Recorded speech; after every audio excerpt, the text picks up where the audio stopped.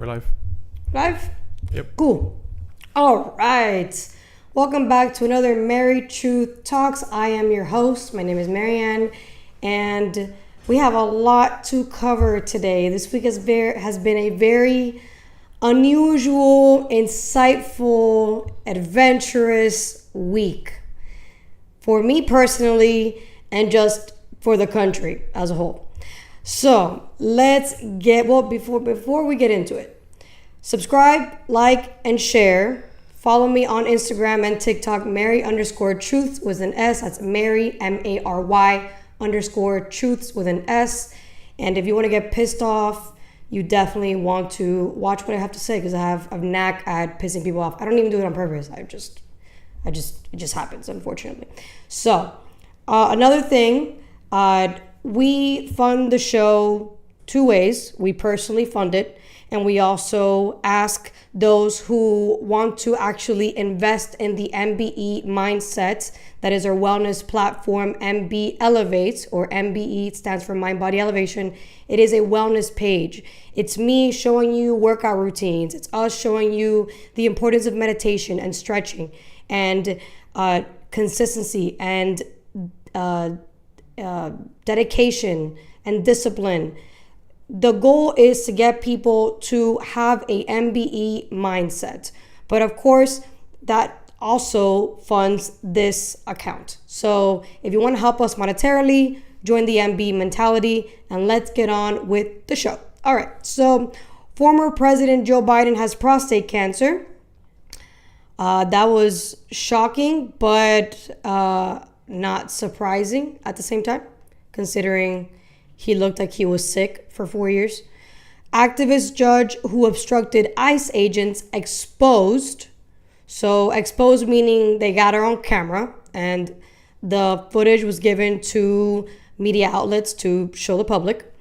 New Jersey Congresswoman charged for assaulting a Fed. So I'm not sure if we spoke about that story 2 weeks ago. Stories come and go. I think we did, but there's more to it now. FBI Director Kash Patel and U.S. Director Dan Bongino state that Epstein did kill himself. Well, they are saying that he did. I'm very skeptical. Diddy's trial updates. It's already been a week since Diddy's trial, so a lot has been uncovered. And cancel culture must be canceled. And I think we're getting there, but we're not there quite yet. So let's get on with the first one. Former President Joe Biden has prostate cancer, shall we? This is, I believe, News Nation, right? Yeah. Okay, cool. It's very unlikely that someone could get annual checkups and not notice a PSA elevation over the past, but this is what I typically would see in a VA hospital, where a patient hasn't had medical attention in 10 years, presents to an emergency room with bone pain, and then they find that it's metastatic prostate cancer. But in the modern age of medicine, especially the fact that he was a former president, he had intensive state-of-the-art, care where we can see prostate cancer, 10 years in the past. So this is, Wow. It's very unusual to hear that someone has prostate cancer where they're annually being followed up. And the fact that we just find it at a Gleason 9 is just pretty much unheard of in this day and age of medicine. Even in the inner city populations, we wouldn't see it. So you're saying this bad. even in a medically neglected population, it would be surprising to have a surprise diagnosis with a Gleason score of 9. So you're saying that certainly as That's he was correct. serving in the Oval Office, you believe that he knew that he had prostate cancer, and even potentially as he was running in 2020 before he assumed office? Well, most likely he had prostate cancer for a long time, and the aggressive prostate cancer such as this at age 80 grows over a long period of time. Usually it takes from the first diagnosis of prostate cancer to spread would take 5 to 10 years. Even in the most aggressive form, It's just, to me, it seems very surprising that the first diagnosis would be a metastatic diagnosis, especially Gleason 9 cancer, without having his PSA history. I mean, I would like him to get to release the PSA history right now to see what it was. I mean, I'm talking from an area of kind of not as much information as I would like to have. And as it is a not urologist. it is not standard. We were looking for a PSA score to be released as part of these public presidential health reports. We didn't get Trump's most recently either. I want to ask very quickly, so much has been made of his apparent cognitive decline. Is there a possibility that either the cancer itself or any treatments he was undergoing in secret could affect cognitive function of a person? Yeah, absolutely. Because what happens is when prostate cancer becomes, like, say you get treated for prostate cancer and then the prostate cancer recurs, what you would do is you would start someone on a kind of a testosterone blocking hormone such as Lupron, and because Lupron acts to lower your testosterone, it gives you kind of like symptoms of depression, lower energy, fatigue. So there's. Check your chat. Yeah, I was just gonna. Thanks. Thank you, George Padua, for showing up. I appreciate you. Yes, long time no see. By the way, Lupron is the drug of choice that they're giving to minors who want to transition. So he used the word castrate because that's exactly what it does. And that's the same drug that is given, again, to minors who want to transition. So just want to add that in there. So the same drug they're giving to people with prostate cancer, they're giving to minors. All right, continue. Oh, we're gonna keep going with that one? Yeah. I mean, the dude has cancer. We get it. I know, but he said something. I think he said something in the end there that I wanted to add on to it. Oh. Yeah, that's why I told you to. It's not that long. There's right? a lot of things that go with being on Lupron treatment. So Lupron is a class of medicine that just castrates, chemically castrates someone so that the prostate cancer doesn't spread. And so Lupron was likely used in Joe Biden. So to be very clear, you believe he was silently, secretly battling this for at least 5 years? More than that, for well, sure. I think that's yet to be seen. I mean, it would be very surprising, like I said earlier. He's trying to be politically correct, but yeah, that's an open secret. That's for so many years for nobody to know. Exactly. Ain't no way this cancer happened overnight. They knew and said nothing. Exactly. Yeah. So there's this book that came out recently by Jake Tapper and some other person who co-authored the book. Jake Tapper is one of the main hosts, I believe, in CNN, or if you can fact check that. What is the news outlet that Jake Tapper works for?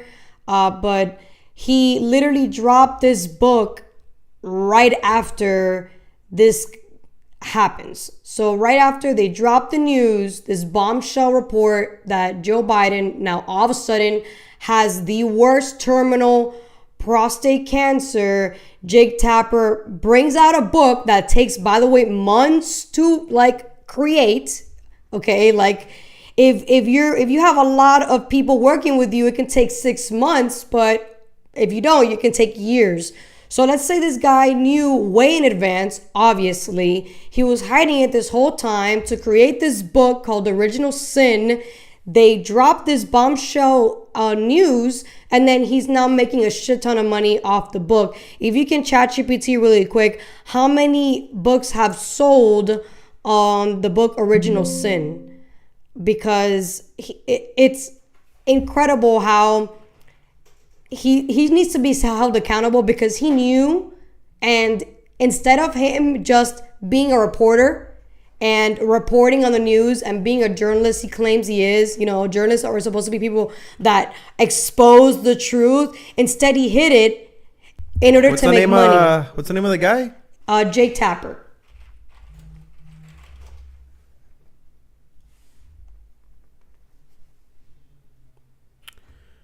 Let's see. What does it say? It's not a coincidence at all. Tapper's latest book, original sin, released on May 2025. Yeah. And has not been on sale that long to get like a But specific report. everybody's talking about it. But it's saying, in contrast, his previous book, his previous book sold 13K copies. Okay. But no, they don't have enough, I guess. Okay, and how much is the book? How much is the book worth?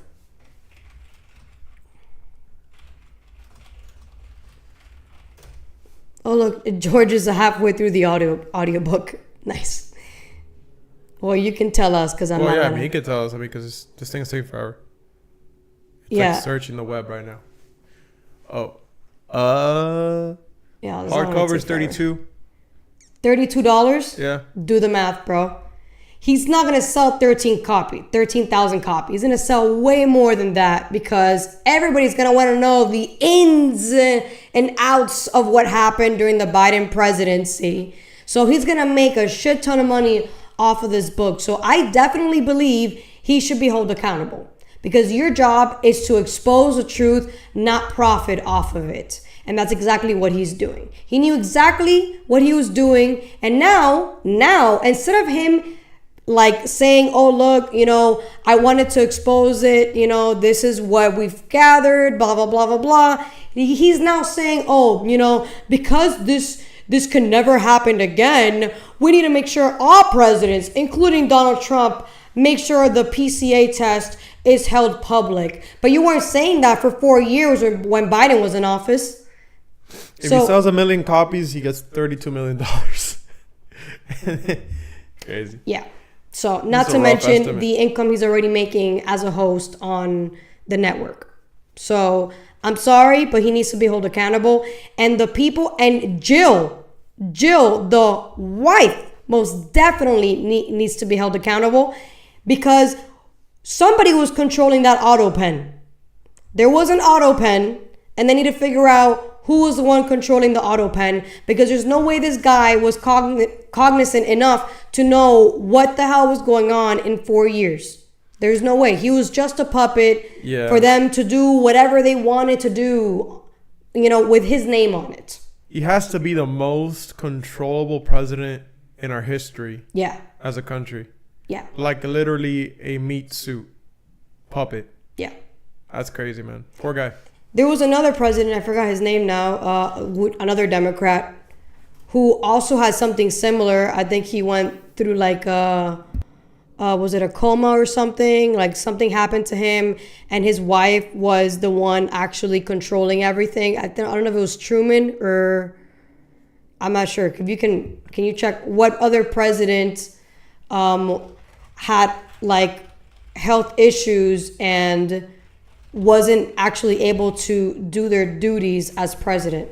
Crap. I think I know who it is. It was another Democrat. So clearly they have a habit of doing stuff like this. I'm not sure if it was Truman or... Woodrow Wilson? Oh, it was Wilson. Okay. I was like, it was one of them. He was partially paralyzed, though. Yeah, there you go. Yeah. Okay. Yeah. So it was Woodrow Wilson, paralyzed, and the wife was the one running the scenes. So, and they said they would never allow something like this to ever happen again after that happened. And something a lot worse happened decades later. So clearly we've learned nothing from that. She ran the executive branch for about 17 months. Yeah, well, somebody ran the executive branch for 4 years. So, and we need to figure out who that was. No, FDR ran for the 3 terms except when he died from polio. Yeah. But polio didn't affect his mental anything. He was handicapped. He was handicapped, but he was cognizant. He was cognizant. Yeah, exactly. So this is worse than Woodrow Wilson, like 10 times. Yeah. So what they're trying to do before we get on to the next one is James Comey, which is one of the chairmen of the GOP. He's a congressman. He said that they're going to they've already nicely sent letters to staffers that surrounded Joe Biden and to Jill and his doctor, who apparently was a family doctor. So he had some other interests.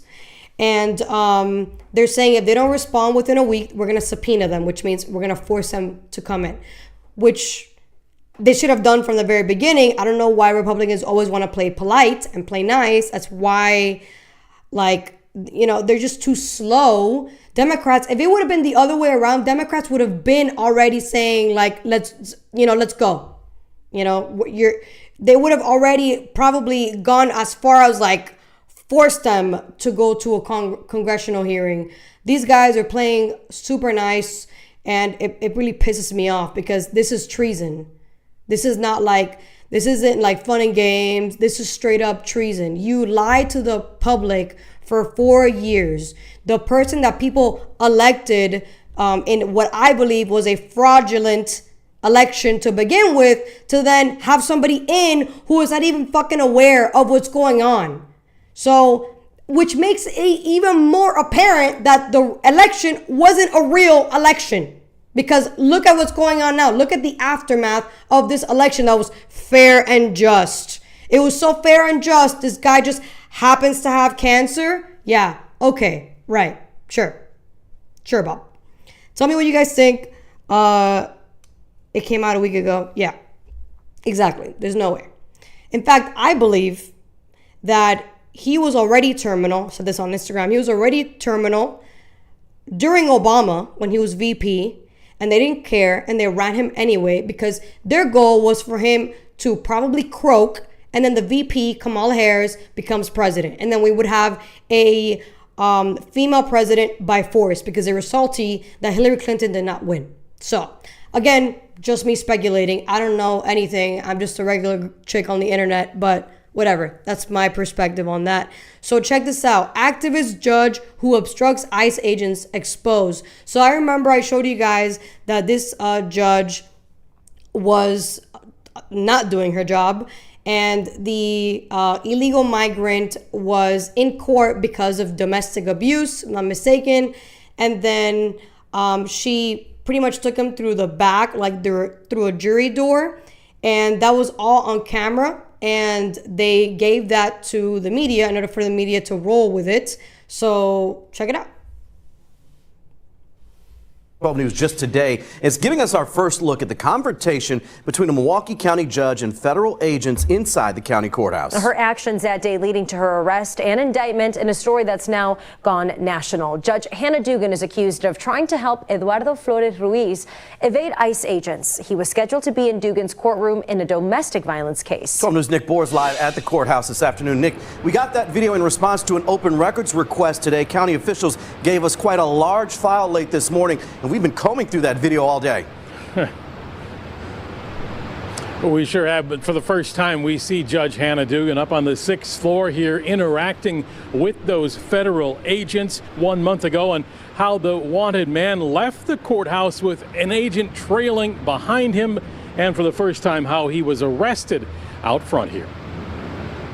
For the first time, we're seeing Judge Hannah Dugan outside her courtroom April 18th, wearing her black robes, appearing to confront several federal agents there to arrest Eduardo Flores Ruiz, a Milwaukee man and Mexican national charged locally with 3 counts of domestic battery. This video, released by Milwaukee County through an open records request, is part of the evidence in the case against Judge Dugan, who's charged with obstructing a federal investigation, concealing Flores Ruiz, allowing him to leave her courtroom by a different door after sending the agents to speak to the chief judge. Flores Ruiz, dressed in black with his attorney, is seen in several of the videos leaving by that other door. One prosecutors say was used by jurors and not open to the public. As he leaves, though, he is seen in the hallway, followed by another agent. As Flores Ruiz gets into the elevator to leave, the agent slips in as well. According to the criminal complaint against Dugan, that agent followed them down. The agent seen here following out of the building downstairs, and once backup arrived, they tried to arrest Flores Ruiz, who another video shows ran north in front of the courthouse for nearly a block before agents caught up with him and arrested him. Federal agents arrested Dugan herself a week later.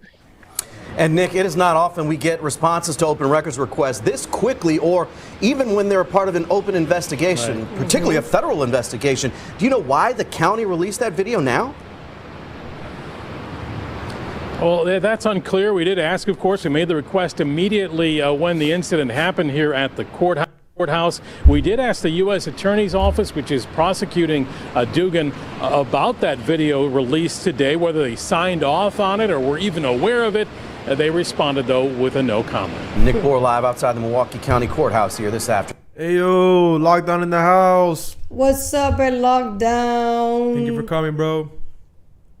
We're going to keep watching this one? Yeah. Very important. The end is very Eduardo important. Flores Ruiz's domestic violence case is moving through the Milwaukee County Court. He is, however, in federal custody on his immigration arrest. The FBI arrested Judge Dugan at the county courthouse 1 week later on April 25th. She pleaded not guilty in a federal court last week. Judge Dugan, your response. That's Dugan exiting the federal courthouse after an arraignment last week. Her legal team filed a motion to dismiss the case, calling it unconstitutional and saying that she is entitled to judicial immunity. A judge set a tentative trial date for July 21st. All right. Judicial immunity, meaning above the law. That is exactly what they're saying. I'm above the law because I am a judge and what I did was righteous.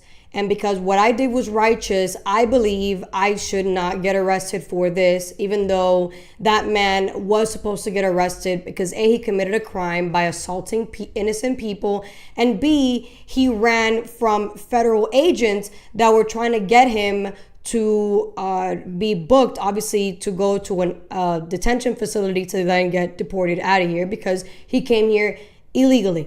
So she knew exactly what she was doing. She did it anyway because she believes she is above the law. And those defense attorneys are pieces of shit because they know exactly what they're doing, but of course they're just trying to get paid at the end of the day. That's why I didn't want to be a defense attorney, because I just don't have that thick skin to defend somebody who is that much of a piece of shit. It's just, I don't. I'd rather put you behind bars. Yeah, the corruption. I'll sleep better at night. The corruption is real, man. That's crazy. Like immunity? Yeah. Immunity from allowing somebody that's supposed to be behind bars to go free. And then he literally runs. I don't know if you saw it on camera. He runs and they have to run after him. So he could have hurt somebody else in the process of this chase. All because she believed she was doing the right thing. That's not your job. Your job is not to do the right thing. Your job is to uphold the law. Uphold the law. Literally, your job is to sentence people and arrest and allow the prosecution to do their job. That's literally your job. You're supposed to be on the side of the prosecution, not the defense. So this is just insane how things have just turned like upside down. I promise you, if Kamala Harris would have been president, this would have still happened. She wouldn't have gotten arrested because the ICE agents wouldn't have been there. The guy would have been roaming free to continue committing more crimes, and she would be above the law because that's just what the Democrats believe. They believe everybody has to follow the law except them. So speaking of Democrats, New Jersey Congresswoman charged for assaulting a Fed. So I don't know if I showed you guys the video, but long story short, before you put the clip of New Jersey Congresswoman. So there's a ICE detention facility that is private. It's not public, it is private in New Jersey. And the Newark mayor was trying to go in there and do oversight. Mind you, he didn't care about doing oversight during Biden's administration, but all of a sudden he wants to do oversight during Trump's administration. Just want to put that in there. So then these two congresswomen go, and instead of them asking for an appointment, because that's what they're supposed to do, again, it's a private facility, not public. Private, meaning you have to ask permission to go inside and do oversight on the facility. They didn't want to do that. They barged in, and then ICE federal agents, better said, federal officials were there, and they were trying to get them out. And then one of them shoved the officer. So then obviously the Newark mayor got arrested because he's the one who kind of instigated it by going in first. And then she got a mugshot and is being charged now for assaulting a federal officer. So check it out. Insane. So this morning, a Democratic Congresswoman is facing federal charges. LaMonica McIver, accused of assaulting a police officer during the storming of a New Jersey ICE facility. It's the first time President Trump's DOJ has criminally charged a sitting lawmaker during his term. Pointing to this video, they say shows her shoving past DHS agents earlier this month. Fox News legal analyst Greg Jarrett joins us now. Greg, thanks so much for joining the program. Good morning.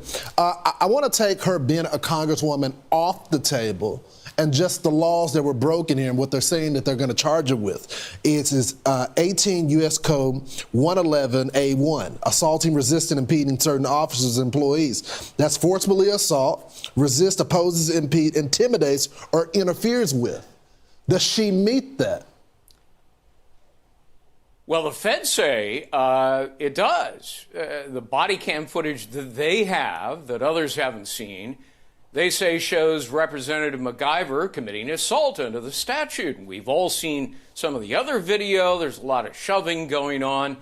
But, Lawrence, understand that assault doesn't exclusively require physical contact. It can include intimidation or threats that create a reasonable apprehension of harm to a law enforcement officer. So, her words are equally as important as her physical acts. And of course, she's presumed innocent. She'll get her day in court. But if her defense is, as she now claims, that, I was just exercising legislative oversight, that's not going to work because lofty status as a member of Congress confers no special exemption for criminal acts.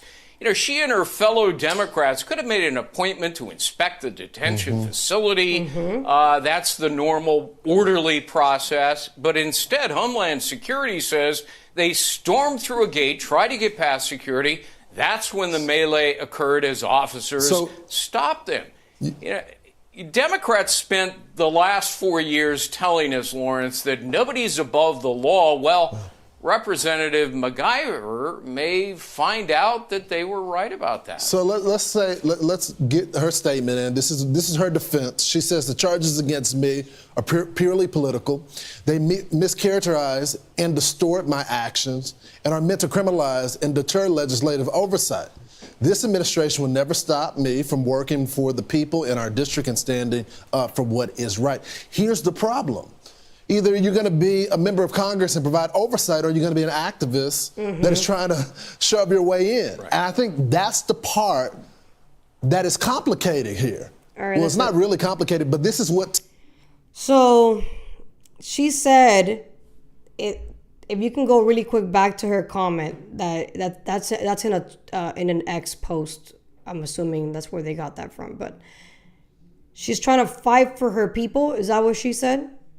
Just want to make sure I understood that right, because I'm hearing what they're saying because I can't read it because I can't see. What does it say? It says the charges against me are purely political. They mischaracterize and distort my actions and are meant to criminalize and deter legislative oversight.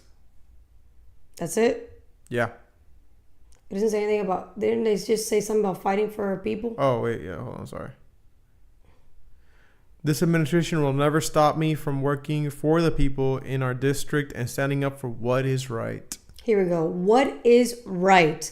So it looks like there is a sequence or a pattern I'm seeing where the left is so righteous and they think they're so superior that they know what is right.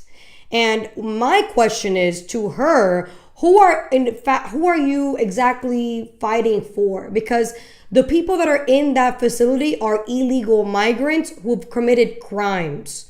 So if you're supposed to be fighting for your constituent, means are American citizens or legal residents, you shouldn't be there at all.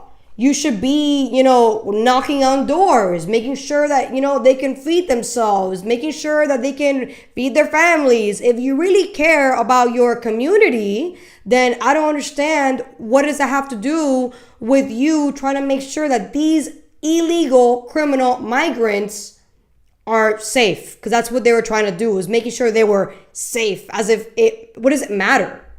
They're not supposed to be here. Obviously, they're in a facility. They're fine. You should be worried about your American citizens and your legal residents who are the ones paying taxes, not those people. So it really just, it makes my mind just like go, I don't even know. Like it makes my hair bigger or something. I feel like it does, because people continue to have this belief that we need to do what's right. What's right? Okay, what's right for you is not right for me. So instead of focusing on what's right, let's focus on what is actually under the law. That's what matters. This is a law and order country. This is not a lawlessness country. If you want a lawlessness country, then get the fuck out of here. If this is a law and order country, then we need to stop electing people like her who are not focusing on the laws or her duty, for that matter. They're focusing on what they believe is right, as if that matters. So, FBI director and Kash Patel, this shit went nuclear, literally, on X. Everybody was like, they're lying. I'm skeptical. I'm skeptical. That's all I gotta say. All right, go. Committed suicide. People don't believe it. Well, I mean, listen, they have a right to their opinion, but as someone who has worked as a public defender, as a prosecutor, who's been in that prison system, who's been in the Metropolitan Detention Center, who's been in segregated housing, you know a suicide when you see one, and that's what that was. He killed himself. You want me to? I've seen the whole file. He killed himself. Yeah, this is a 180 it's the way, for that's Patel it. and Bongino. We don't care what they have to say. We just need to see that. Yeah, I don't know, man. The way Dan Bongino said that was kind of like, I don't know. I got this feeling of like, you were told to say that. You know what I'm saying? Yeah. You were told to say he killed himself. Yeah, the way he affirmed that was so superficial. It was exactly. It was kind of like forced. And Kash looks like he's fucking scared shitless. Yeah. His eyes were like, I mean, he usually has crazy eyes. If you look at him in other videos, he has crazy eyes. But that was like extra crazy. Yeah, he thought he was going to go in there and he was just going to change everything himself. But he got another thing coming. Yeah, the corruption is deep. It's deep. It's real deep. Yeah, it's beyond the president. Yeah, like I'm not saying I don't trust them, because a lot of people are saying, oh, they've been psyoped or they've been hacked, or I'm not going to go into that camp, that like black pill camp. I'm not going to go there. I'm going to be in the skeptical camp where I'm sorry, but I don't believe he killed himself. I'm sorry. You need to give me more than just he killed himself. Okay, but let's say he did, right? If he did, I think they give him an option. Okay. You know what I'm saying? Either you do it yourself or we do it. Okay, but how do I know that though? We don't know. Exactly. So why should I believe you? Your job is to fight the bad guys and then tell us you're fighting the bad guys. But if you're not telling us that you're actually fighting the bad guys, you're just saying, yeah, this happened and just believe it because I'm telling you, I'm a good guy. Like, no. I know you're a good guy, but I need you to tell me, like, how do you know this information? How do you know he killed himself? Where's the footage? Where's the footage? Why did, when that happened, all the cameras went dark that day? Why is it that when that happened, the security guard just happened to not be there? I don't know, bro. There's a lot of questions that have yet to be answered. And the fact that you're just saying he did kill himself doesn't justify, that he killed himself. Okay, it just makes me question it more. That's that's all it is. And it makes people who are super black pill to say, you see, you can't trust anybody. And I don't believe that. I don't want to believe that you're untrustworthy because I don't want to believe that. I don't want to believe that at all. The circumstances around his death were just too weird, man. Just felt a little orchestrated, Yeah, exactly. If that blackout didn't happen, if they didn't happen to lose the recordings, then I'll be like, okay, fine. I mean, I don't have to see the recording. If you're saying that he did it, okay, fine. But all these like weird things that happened. Dude, You know? Ghislaine Maxwell is in prison and we know nothing Yeah. about her. Yeah, I was just about to say. Like, what the fuck? Yeah, if anything, she did more things than he did. 'Cause Like, she was like studying to get her freaking submarine license and shit to smuggle more people into the island. allegedly. Allegedly. She used a helicopter. She knew how to drive a helicopter. Did you know that? I didn't know. She was a pilot, or is a pilot. How convenient. Yeah, It's just, that's actually confirmed. you need to tell us what you know, or at least something. Because if all you say is, this is what it is, a lot of people are going to say, F you. We're not going to believe you, and we're not going to trust you. And I don't want to go into the we're not going to trust you camp, but I'm going to go definitely to we're not going to believe you camp, because no questions have been answered at all. Like, James O'Keefe literally is putting out more information than the federal government is on this. In fact, just to get even more deeper on this, I don't know if you guys know who James O'Keefe is, but James O'Keefe is a journalist who goes undercover. He has I think he has Project Veritas. Well, that went to flames. His own board kicked him out of his own company that he founded, which is crazy. But then he made another company. I forgot what it's called. I think it's called the O'Keefe or something like that. But he has a bunch of underground, like low-key journalists, and they literally found a nanny type person, or they're considering her a nanny. They don't know. Speaking to Pam Bondi, and Pam Bondi's talking to this person who is not a part of the federal government, and telling her that they have footage of child porn on Epstein's like computers and files and shit. And then when they expose her, because he did them the favor. He called their office and said, I have this footage of you guys. And what a coincidence, right after that, she goes to the press and she says, oh, we have a bunch of files of Epstein with this like child corn. Got it. So, that's one of those words. Good to know. Okay, well, like, that to me just shows that if you're not going to be transparent, like for real, you're asking for people to not trust you. Like, you need people to trust you. So all you gotta do is tell us what you're telling people behind closed doors. I understand that some things have to be redacted and censored, and I get that. But you need to give us something, And the only reason why she gave us something was because she was forced to by James O'Keefe. So let's go into the Diddy trial, because this is heavy. This is probably the longest video we got, and we got to watch the whole thing because it's Oh, damn, not the whole thing. Well, from 3:23 to 11:46, the what I have, that snippet I have. Yeah, the whole thing's 18 minutes. No. Well, whatever. That's like what I have is like 6 minutes or 8 minutes. Entire Diddy saga was Justin Bieber a victim of his alleged predatory and inappropriate behavior? Well, I'll tell you what. Now, as week 1 of Combs' sex trafficking and racketeering trial comes to a close, Justin Bieber's camp is finally responding. So his representatives told TMZ, quote, although Justin is not among Sean Combs' victims, there are individuals who were genuinely harmed by him. Shifting focus away from this reality detracts from the justice these victims rightfully deserve.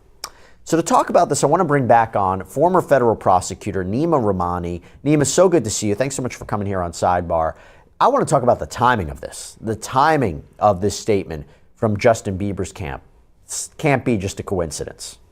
No, it can't be, because one of the biggest questions in the Diddy trial is what other celebrities will be named, who participated in the freak-offs and who witnessed the freak-offs. I mean, Diddy's white parties are infamous. And one of the victims that people have been talking about for about a year and a half now has been Justin Bieber. And now finally, after week 1 of trial, when we know that Don Richard is the next witness and we're going to start hearing who the government thinks is going to help corroborate their case. We are not going to hear from Justin Bieber. And it really goes back to a video when he was about 15 years old, when Combs said he was going to spend 48 hours with Justin Bieber. And that's when all the speculation began.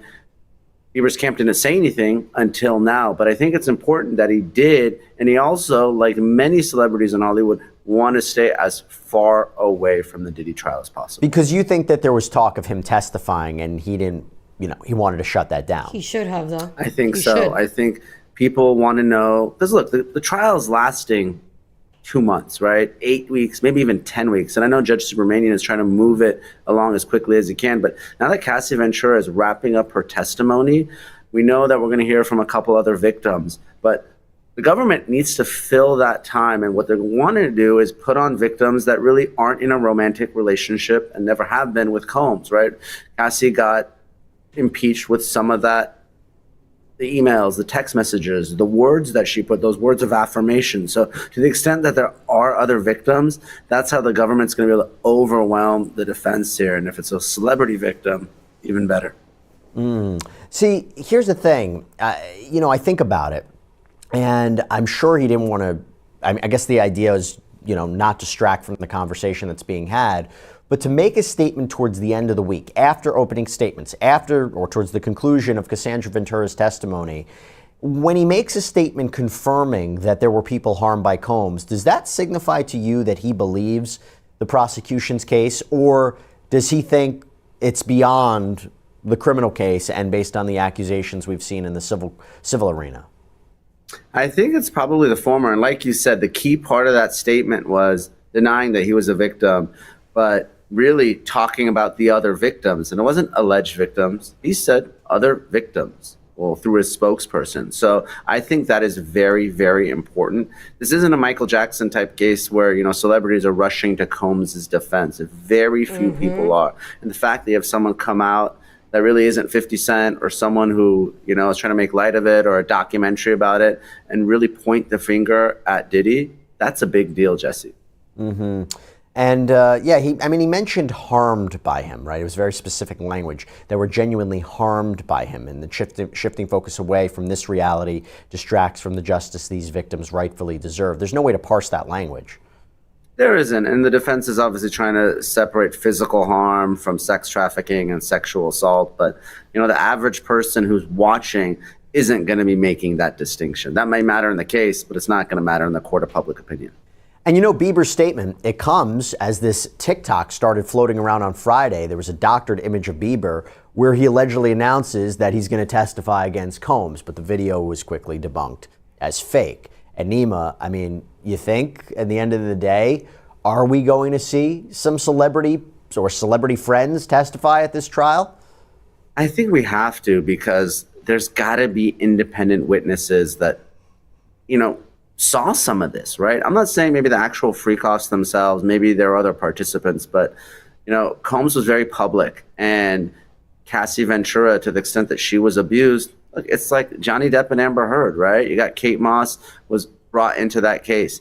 People that are rich and famous celebrities, they have rich and famous celebrity friends, right? That's why Blake Lively and Justin Baldoni, we're talking about Taylor Swift. This is a small circle here in Hollywood. So the independent witnesses are very likely going to be other celebrities. So I think we're just starting to scratch the surface when it comes to that. So the question becomes, why do fans believe that Justin Bieber could have been one of Sean Combs' targets, right? You mentioned it before. Well, as the legal saga against Combs ramped up last year, there was video clips that started to resurface of Combs and Bieber spending some time together.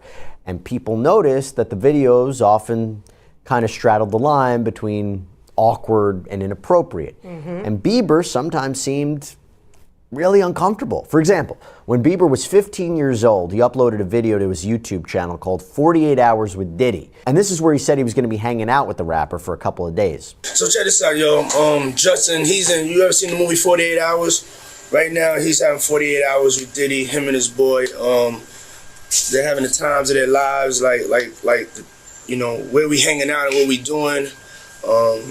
We can't really disclose, but it's definitely a 15-year-old's dream. Did you see how he bit his lip there? Some fans called out Combs for allegedly grooming behavior they say was exhibited Yeah, that in was this weird. video, spending Yeah. time at his home with a young kid who's suddenly been thrown into the world of fame and money, taking him under his wing, offering up opportunities, maybe gifts that he could only dream of. Yeah, so as soon as you turn 16, you know what I'm saying? I'm gonna let you rock this every time you come to LA. Yeah, this will be yours. So every time you come to LA, it's a little dusty, but you know, come get the front shot of this. Man. Minute. Woo. Okay. Okay. All right, so I'm gonna be driving this next year. Now, look, of course, this could all be for the camera, it could be performative. Bieber could have left right after this. We don't really know, but the video made the rounds. Speculation around Combs grew. And then another clip surfaced. And this one posted to Combs' YouTube page This was showing really another awkward. interaction, this time apparently in a studio. What's up, man? You good? I'm good. How are you? All right, doing? young brother, everything's good? Everything's Selling great. out arenas and everything? Starting to act different, huh? No, you ain't been calling me and hanging out the way we used to hang out. Well, I mean, you try to get in contact with me, through all my, partners and whatnot. Mhm. But you never really got my number, so. Right, okay. My number? Yeah, I'm gonna tell you my number. Yeah. Awkward, I don't know, it could have been a joke for the cameras. Nima, what do you take away from these videos? Yeah, it's awkward and it's weird. So, look, if it's just by itself, maybe you look past it. But there's been a lot of allegations involving minors, not in the criminal case. That hasn't been charged. That would be a game changer, but in the civil lawsuits. So I'm not saying that those are true, but sometimes when there's smoke, there's fire. And you Yep. have a lot of these civil claimants lot of alleging that Combs is also sexually abusing men and boys and children. So All right, that's it. again, Yeah. All right. So, I mean, why would you be hanging out with a 16-year-old boy, first of all, for 48 hours? Why would you say there are things that we can't disclose? Yeah, it's like, weird. what can you possibly not be able to disclose? And now we're gonna go full buck wild. Yeah, Like, with a what that's all about. 16-year-old boy. Yeah. Okay. And then when you see him years later and he's a little older, you're all like salty that he hasn't contacted you, as if like he's like an ex-girlfriend of yours that you still like have some feelings for, like that's the type of shit how you act with a girl that you were with, and you're kind of salty that she's having a better life now, and then you're like, oh, why haven't you called me?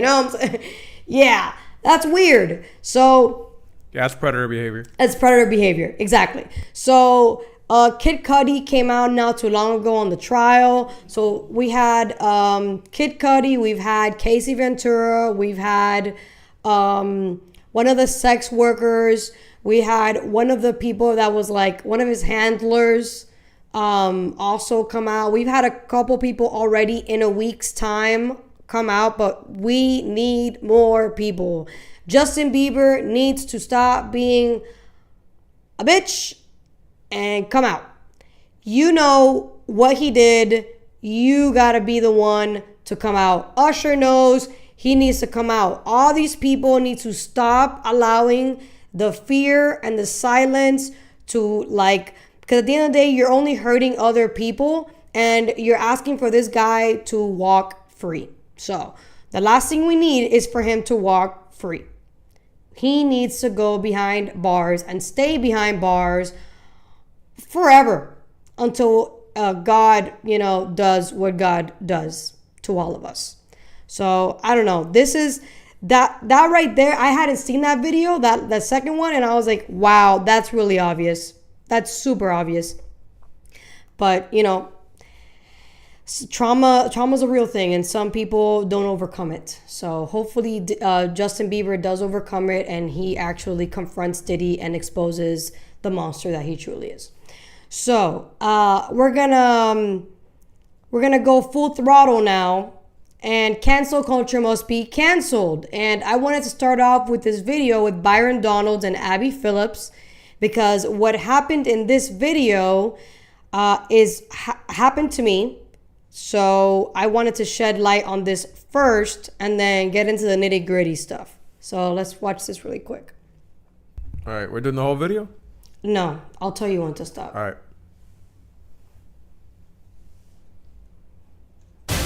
Good evening, I'm Abby Phillip in New York, and I want to get right to it tonight. One of Donald Trump's vice presidential contenders, Congressman Byron Donalds, he made some comments that has a lot of you talking and a lot of Democrats fired up. I'm going to speak with him live in just a couple of minutes, but here are the original remarks. They were made as a part of a pitch to black voters in Philadelphia, and I want you to hear it in its full context. Listen. I grew up with my mom. My dad and my mom, things didn't work out. As an adult, I look at my father and I say, bro, I don't know what happened, but you my father and I love you. Wow. I don't know what happened. I wasn't there. Wow. But I'm gonna tell you this, growing up, the one thing I knew I wanted to do, and this is not about my father, this is about what I wanted to do, is I wanted to be a father to myself. Wow. And so one of the things that's actually happening in our culture, which you're now starting to see in our politics, is the reinvigoration of black families with younger black men and black women. And that is also helping to breed the revival of a black middle class in America. You see, during Jim Crow, the black family was together. That's right. During Jim Crow, more black people were not just conservative, because black people always have been conservative-minded, but more black people voted conservatively. And then H.E.W., Lyndon Johnson, and then you go down that road, and now we are where we are. What's happened in America the last 10 years, and I say it because it's my contemporaries, it's Wesley's contemporaries, you're starting to see more black people be married in homes, raising kids. It's when you home with your wife raising your kids, and then you look at the world, you're saying, now wait a minute, time out. This does not look right. How can I get something to my kids? It goes back to the conversation of generational wealth. Not just having a job, generational wealth. Now, we should note that many Democrats who jumped on Donalds today claimed that he said that blacks were, quote, better off. As you heard there, he didn't use those exact words in the clip, but the congressman joins me now to talk about that. Congressman, thank you for being here. I want to just focus on really the substance of what you were saying or trying to say in that clip. What did you mean by black families were more together during Jim Crow? Frankly, what that is about the empirical fact that before the Great Society, before Lyndon Johnson's policies, there was more black families united. The marriage rate in black America was significantly higher before the Great Society. The period of time that coincides with that, obviously, is Jim Crow era. And then after the Great Society, the marriage rate in the black community plummeted significantly. The Great Society is a part of that reason, not completely, but it's definitely a part of that. And what you're seeing right now in America is a reformation of black families in America. That's a good thing, not only for the black community and for black families, but it's also a good thing for the country. So what was the point of tying together the black family and Jim Crow specifically? I mean, Jim Crow, as you know, was a period of racial segregation, of racial terror. Why would you make that connection? All I was doing was referring to the time periods when you talk about the historical timelines in America and coinciding with black families and what the marriage rate in black families are. The overarching point is obviously talking about what polling shows today, that about 20-25% of the black vote, depending on what poll you're looking at, is leaning towards supporting Republicans and supporting President Trump. The corollary to that is that when you're in a family unit, husband and wife, living together, working together, thriving together, you're raising your kids, your thought process is now talking about building generational wealth.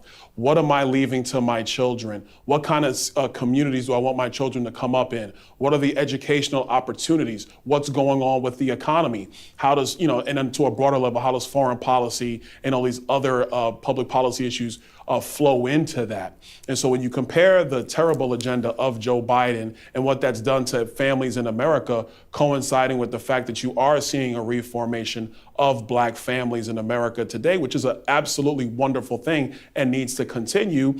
My view is it also coincides with a more conservative leaning and a more conservative mindset politically in those families. One thing I really want to just get you to address is there were a lot of people who heard what you had to say, and a lot of them are offended by the idea that you would repeat Jim Crow 3 times in your comments, as if to suggest that was a time period because the black families were, in your words, together, because, in your words, black people were not just more conservative, they voted more conservatively. That's a good thing. I mean, it sounds like nostalgia. Do you regret using that nostalgia time frame as a reference? Nobody ever made nostalgia. That was never the point. It wasn't even about that. So where now I'm gonna get my backup is, I didn't say that. I didn't even insinuate that. That is where the media and yes, Hakeem Jeffries and a lot of other people are taking what exactly didn't you insinuate? No, back up. I'm just trying to understand what you're saying. What didn't you insinuate? Well, you keep interrupting him. I was going to explain. I did not insinuate. That is what people are trying to weave into what I said. Exactly. What I said is crystal clear. It's on my social media. Go to @ByronDonalds on X. You can see the full clip. Abby, I appreciate you playing the full clip.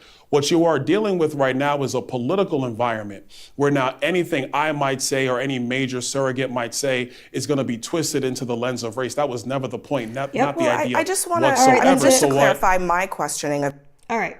So I want to make that very clear. Right now, exactly what he said, you can post something, you can say something, and people will interpret it in their way in order to shame you, defame you, and cancel you. And I'm bringing this up because I'm building up my case here, okay? Before I get there, blacks used to vote, for the most part, Republican until FDR became president. When FDR became president, that's when the black Americans began shifting their political support toward the Democrat Party. I want to remind people of this. This is very important history we're talking about here. FDR's New Deal program aimed at alleviating the effects of the Great Depression, providing economic relief and jobs that benefited many African Americans, even though they still faced discrimination and exclusion in parts of the South. While African Americans had traditionally supported the Republican Party, the party of Lincoln, the economic support from the New Deal helped build loyalty to the Democrat Party. Okay, the shift accelerated further during the Civil Rights Movement, particularly under President Harry Truman, who desegregated the military, John F. Kennedy, and Lyndon B. Johnson, which he brought it up with the Great Society, who signed the Civil Rights Act of 1964 and Voting Rights Act of 1965. By then, black voters had become a key base of the Democrat Party. Okay? All right. So, what he said, I understood it clear as day. He literally said, in a nutshell, if the black community was conservative and united in a time of segregation and just so much bigotry and racism at that time, and so much poverty, then there's no reason why they can't be even stronger and more united now. That's literally what he was saying in a nutshell. I don't understand why that was so hard for some people who are smarter than me to not comprehend, like Abby Phillips. So, with that said, recently, 2 weeks ago, there was a white woman who called a black, they're saying it's a child, we're not really sure how old the child was, the N-word with the hard R. I'm emphasizing N-word with a hard R for a reason. Let's watch that video whenever you are ready, because I am building my case here, guys. This week has been a very intense week for me. So I'm putting everything all together here. That way, once it's my turn, you'll understand where I'm coming from here. You ready? Context and then what happened today. Well, the context here is it started last week with a video that was posted on social media and went viral of a confrontation at a playground in a park here in Rochester, the Soldier Field, that park down there. And there was a woman here that, and this video I'm told was taken by a witness, somebody else, but that she apparently got upset because accused a 5-year-old of trying to steal something from her child's diaper bag. In the video she's accosted by this witness saying, "Did you call that little boy the N-word?" And it kind of escalates from there. I just saw the video here a few minutes ago, and this interplay then, it really raised a lot of emotions obviously around here, and so that led to this rally here that you saw earlier today. It started at noon. It went for a while, and then there was a short just kind of march around the government center here. Now is wrapped up, in which, you know, there's a number of things at play here in the kind of the emotional response to this. One is they're upset because the woman at the in the video at the center of this then started a fundraising campaign on Give, Send, Go, and raised $600,000 there, in which she said that's for her own legal defense, that's also for her own safety, that she's been getting threats that she may have to move, protect her family. Well, then people are upset that they view her as maybe trying to profit off of what occurred. It's unclear exactly what the situation is. I talked to the mayor here too, and she said, yeah, it's unclear. The police have been doing their work all the weekend trying to talk to witnesses, figure this out. This morning forwarded it to the city attorney's office here for potential charging decision, that they will work with the county attorney's office here too, because a lot of people at this protest, that was the other part of it, is they want this woman to be charged with some sort of hate crime, because they see, again, online, the donations that she's getting come with a lot of then incendiary comments too. The NAACP then had their own fundraising campaign just to really kind of counter that, and which has now been ended, met its goal and ended. And so there's going to be some more events here, but the big thing is that they're concerned that the folks that have come together here would like to see some sort of criminal charges against the woman at the center Absolutely of insane. this conflict. All right, that's it. Absolutely insane. Absolutely insane. All right, go to the next video here before I unleash my wrath. It's Breaking the News. I'm Jana Shortle. We're going to start tonight where we left off on Friday night. The latest racist incident in Rochester, where a white woman repeatedly called a man and a 5-year-old child the N-word on video. We know now the city attorney has its hands on the police investigation records, meaning it will look at the case to consider charges against that woman. And the man who took the video and posted it online is telling his story for the first time.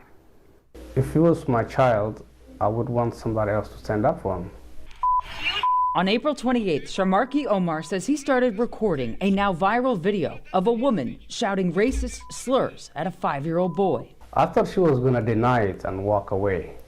When there was a video and she saw that I was recording, she doubled down and even tripled down now. Doubling down, meaning she, whose name is Shiloh Hendricks, kept yelling the N-word at the man recording, and tripled down when she created a crowdfunding website for herself, alleging she was the real victim here because the video's popularity was putting her safety in danger. I don't know what to say. It's mind-boggling. I don't know. I thought she was going to get punished for this, but apparently not. She's getting rewarded. Her fundraiser didn't go without the victim also getting one.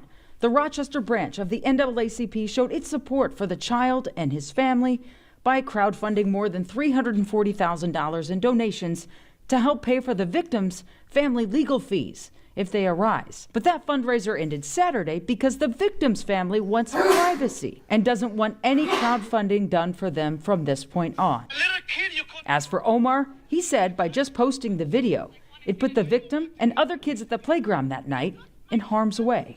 Then why did you post it? And the rest of the kids also have a death threat against them. To say it right now again, It's all just impossible for Omar to understand, he says, how he and the child, who were targeted repeatedly by a woman calling them the N-word, now have to fear for their safety. While 15,000 people, some identifying as white supremacists, made Shiloh and her racist tirade a cause worth giving well over $500,000 to. For those donors, Omar wanted to say this. Living with hate, is very stressful. And it shortens your life.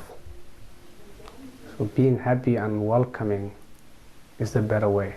Change yourselves. I love it when people project absolute bullshit on live television. So I want to be very clear here. If you're claiming that people should not be living with hate, then maybe you should not be promoting hate on the internet for everybody to hate more. That's literally what you did. And just to be clear here, that man that you just saw was charged in 2022 for 3rd and 5th degree criminal sexual conduct involving a minor. So I want to know, what was he doing in a park with children? Okay? Damn. I want to be very clear here about this. And you know what's even more funny? Nobody really knows how old the black kid is. We don't know. They're saying he was 5 years old. There's no proof the kid was 5 years old. And they're also saying on TikTok that he supposedly is an autistic kid. Again, no proof. So I'm sick and tired of people. And the fact that she didn't even bring this up. This is news we're talking about. These are news people who didn't even bother to do their research to allow a man who literally was charged with conducting sexual behavior with a minor to be seen as some type of hero or something when he is disgusting. He, like, what are the Middle Eastern people like that? Infidels. Literally. He is an infidel. He's a walking, talking infidel. So the reason why I'm bringing this up is because after that happened, I went on my social media account and I said something, and I'm gonna post it here, and I'm going to explain why I said that and my reaction to how people have been treating my video. So let me know when you're ready for that. I thought you were doing that. Okay, cool. You were already there. Sweet. Because I'm fired up right now. So I don't think black people have a right to tell white. Start from the beginning, please. I don't think black people have a right to tell white people or Hispanics what they can and cannot say. And that means if a black person wants to use the N-word, that means a white person also can use the N-word, because all lives matter, not just Black Lives Matter. So with that said, the fact that they're trying to sue this woman, this white woman, they're trying to take her kid away from her because she used the N-word, just shows you how toxic cancel culture is. And this is a great case as to how we need to stop cancel culture. It is anti-American, it is anti-free speech, and if you can say the N-word, so can I, whether you like it or not. It doesn't affect your freedom, but you're sure affecting mine by telling me that I can't say it because I'm not black. So, make the N-word great again. All right. So that end part is what blew up TikTok, and right now I'm at 50 views so far, and it keeps on going. But of course, with that video, the backlash was in... You said what? You said 50 views? 50,000, my bad. 50, Big difference. 50 point something thousand views. I lost, at this point, it doesn't really matter. It's way more than what I thought was going to happen. And just to be clear, what N-word were you referring to? Yes, so the N-word I was talking about was the one that is used in rap music, because the N-word that lady was talking about was the hard R N-word. And it really pisses me off when black folks on the internet were acting like they didn't know what N-word I was talking about, because they knew what I was. If you say it, you know what N-word I'm talking about. It's the N-I-G-A N-word, not the N-I-G-E-R N-word. And the fact that the news outlet didn't specify also shows either they don't know that there's a difference or they did not care that there's a difference. Because there's two N-words. There's N-word, which is the one that all rap people use in like 80 to 90% of their music. Comedians use it too. And then there's the hard R N-word, which is the one that nobody uses because that was pre-Jim Crow times. Nobody uses that at all. But people do use the regular N-word because black culture made it popular. And what pisses me off is that they made it so popular, they infiltrated it into their music, right? Comedians use it all the time, and yet only they can say it. The NAACP buried that word, the regular one, not the hard R. Everybody knows that's like taboo to say. The regular one was buried by the NAACP, which is a nonprofit organization of liberal black lawyers and activists who are heavily influenced by the Democrat Party and the DNC, even though they're not admitting it. We all know that is true. They buried it, meaning nobody is allowed to say it except black people. That is the literal definition of racism. The fact that this woman used the hard R, which she shouldn't have used, but she was pissed. Nobody knows the context of what actually happened in that moment in time. All people know is what that man who has a charge on, again, sexual conduct with a minor put on TikTok. So he created a narrative to get clout, just like Jake Tapper did. And everybody who wants to believe in the narrative fell for it. Instead of asking questions, okay, why did she say that? What got her to say that? It turns out the black child, whatever age they were, took her kid's bag and she was trying to chase the child. Now, should she have said that to the child?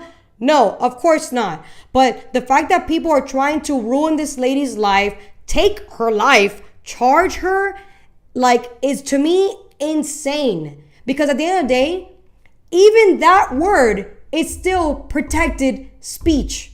You cannot charge somebody, like they're saying, oh, they're going to try to charge her. You cannot charge somebody for saying something that is protected under the First Amendment. Because if you do, then we no longer have a free country. It starts with words.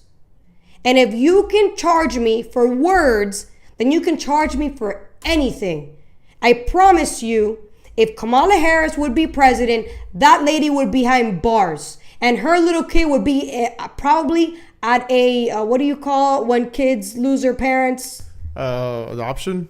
In a family home? In a foster home. Foster home, yeah, there we go. That's okay? You'll be ruining the kid's life because you didn't like the fact that she said a word that offended you. Like, words don't have power, you give them power.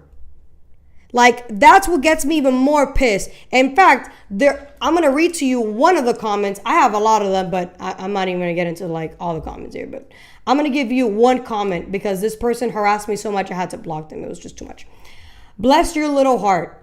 You're welcome. The feedback I'm getting from people on you is hilarious. They all think that you're someone uneducated who keeps trying to sound like you're smart, that you're trying your hardest to be accepted by racists and bigots who are white supremacists, white nationalists, Christian nationalists. Apparently it's bad to be a Christian nationalist, KKK, neo-Nazis, and part of other racist hate groups because of the video.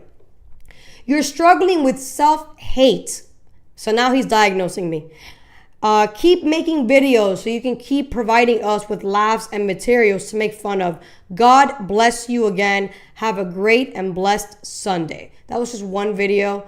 One comment. I have plenty others. I have also death threats of, men telling me, you should say that in front of me, So we're getting into a time where people are literally willing to get violent off of words.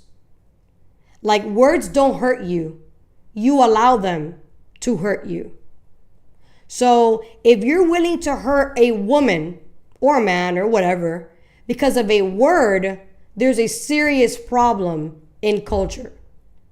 And to me, there's something that Matt Walsh said that I was like, yeah, this is you're on the money here. He said that what happened with this lady, she's about to become a millionaire because people are just funding money, because a lot of people are pissed about this, because it's like, first of all, yeah, what she said was wrong, but it's not a reason to like just completely destroy her life.